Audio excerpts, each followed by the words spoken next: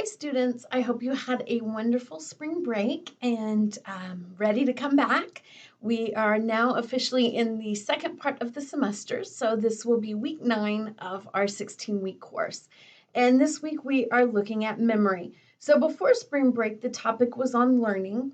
You looked at the different theories on learning, observational learning, classical conditioning, operant conditioning. So you had some examples and some theoretical frameworks of how we acquire information.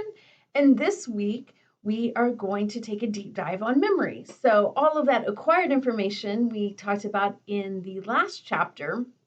Now we'll look at how our brain stores that memory. So we'll look at the process of memory, the components of memory, and then the second part of the chapter gets us into forgetting. So what are the mechanisms behind why once we put something and commit it to memory, why do we lose it? So this, again, is one of those chapters where put into application what you learn and improve your own memory. There will be some strategies and some tips on how to improve your own memory, and then also hopefully gain some insight into how to prevent some of the forgetting that happens. So when we define memory, we talk about it being relatively permanent. So nothing that goes into the parts of the brain that stores memory is permanent. There's always the risk that we might lose some of it.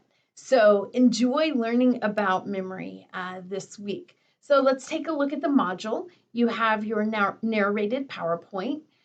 You will have 3 assignments in Connect, one over schemas, which is how the brain likes to organize and put information that's similar together. It's more easily stored that way.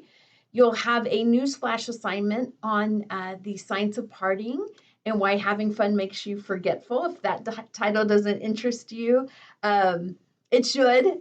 So hopefully that will be a fun assignment for you to learn more about that forgetting.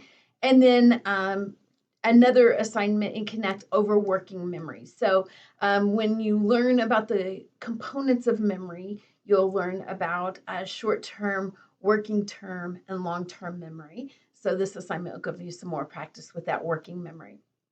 And then your Chapter 7 post-test quiz for this week. So all assignments are due on March 27th, 3 Connect assignments, and then your Chapter 7 post-test. So here we go, easing back in. This second part of the semester, for me at least, it always flies by. So hopefully you're well rested and ready to finish out this semester strong.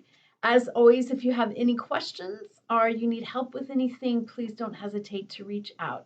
Have a great week and welcome back from spring break.